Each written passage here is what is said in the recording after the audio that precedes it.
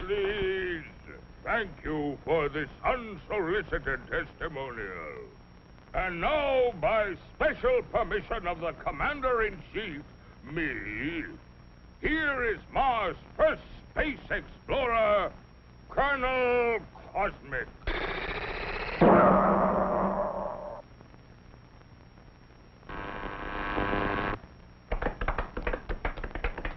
I can't tell you how happy I am to see your smiling faces once more. First, let me say that this trip was made possible only by our dauntless chief, Og the Magnificent, introducer of Og Power, which runs most of our industry, and inventor of Og Speed, which doubles the original Og Power. A short time ago, the master was having trouble with the state limousine. He had, of course, developed the explosive charge. But it was inclined to get a little out of hand, just slightly.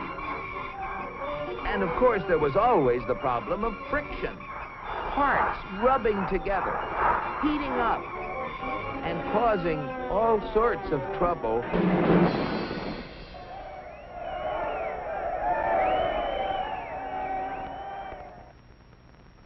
But our leader was undaunted. He immediately ordered our first expedition into space to bring back the secret of how other planets got their state limousines to run smoothly. The target was picked with painstaking scientific accuracy. Destination Earth. You all know with what eagerness I volunteered for the mission, and with what confidence I took off.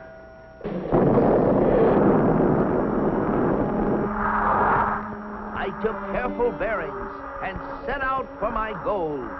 It seemed no time till I was approaching a country of Earth called, the United States of America. I set her down like a feather.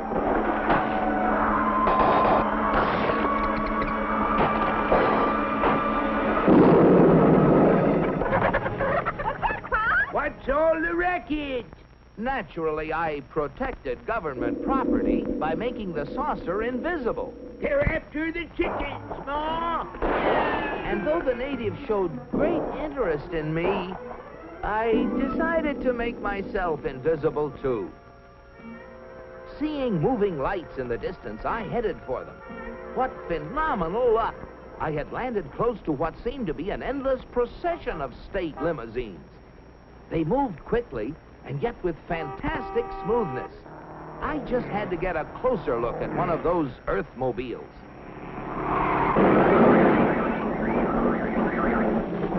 Just as I thought. Not only smooth and efficient, but powerful as well. I watched them for hours.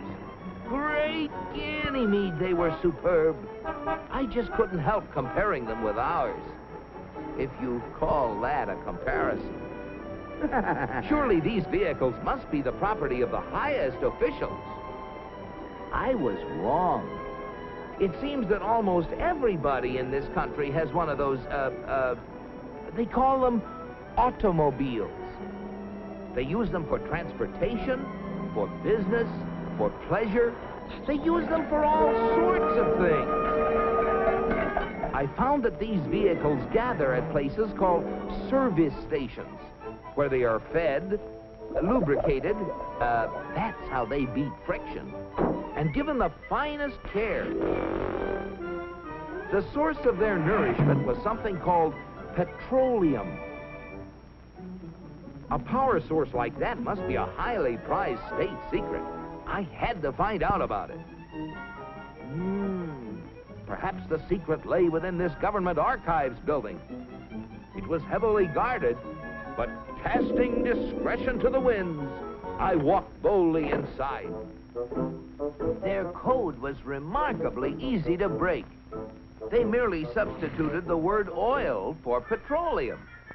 And I soon got hold of a veritable mine of classified information. I began to assimilate the material. I soon found out that though petroleum products are easily found anywhere, petroleum itself is a very elusive substance. Experts have to search for it constantly in all the most likely and unlikely places with all kinds of scientific devices.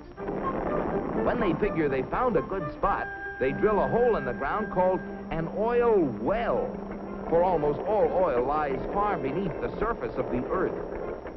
These wells go down thousands of feet and cost a lot of money to drill. But that's no guarantee that they're going to find oil.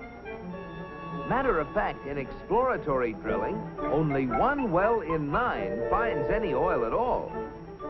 Only 1 in 44 recovers enough oil to pay for itself. And only 1 in almost 1,000 makes a major discovery. Pretty big odds. Yet America's proved reserves, the oil supplies still underground, have kept increasing steadily. I couldn't imagine how this ever-increasing supply of oil was achieved until I found out that there's not just 1, but thousands of oil companies, all competing with each other to discover and develop new sources of oil. For believe it or not, in the USA, anyone who is willing to risk it can drill for oil. But oil discovery is only part of the story. Once they get oil out of the ground, it has to be moved through pipelines, on ships, or in tank cars to fantastic processing plants called refineries. Crude oil goes in, and great Jupiter, the things that come out. Gasoline, for example, the most efficient mobile power source on Earth. That was the stuff that powered all those cars and trucks. And asphalt, which makes smooth, durable roads. It seems that oil not only runs cars, it even gives them something to run on. Another oil product is the diesel fuel, which runs giant trains across the nation. In winter, fuel oil made from petroleum brings warmth and comfort to millions of homes. And still other fuels help defend America's shores and skies. From refineries also come the lubricating oils and greases that keep the wheels turning in America. But that still isn't all. crude oil, like everything else, is made up of billions of tiny molecules. And using the magic of research, oil companies compete with each other in taking the petroleum molecule apart and rearranging it into, well, you name it, fabrics, toothbrushes, tires, insecticides, cosmetics, weed killers, a whole galaxy of things to make a better life on Earth. And you know, it isn't just oil companies that try to outdo each other, competing for the customer's dollar. The same story is true of almost every successful business enterprise in America. The result? A higher standard of living in the USA than in any other country on the whole planet. At last, the secret was mine. And now, to get proof of my discovery, smuggled past the border guards. In spite of my infinite precautions, one of them became suspicious and gave the alarm. Come back for the eggs, did you? Yeah, Pa! And so, with the fond farewells of the natives ringing in my ears, I took off once again for Mars. My landing was a little bumpy, but I saved my precious cargo. Yes, I brought the secrets back with me, and here they are.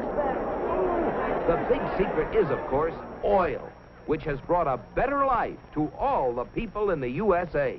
But the key to making oil work for everybody is competition.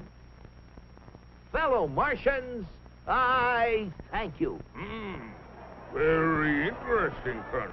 Oil, huh? Sounds splendid. But that, what was it? Competition. Not our kind of thing at all. Why, competition is downright un-Martian. Oil? You'll have oil for everybody. That's what we need. Oh, boy, oil!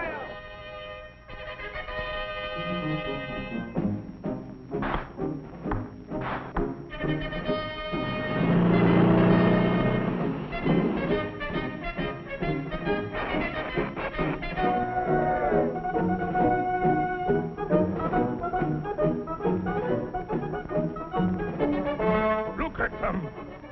You know what this means, Cosmic? You bet I do, Og. It means that you're through. So why don't you get lost? Yes, the real secret is not only a great source of energy, but also the freedom to make it work for everybody. And if you have both of these things, any goal is possible. It's Destination Unlimited.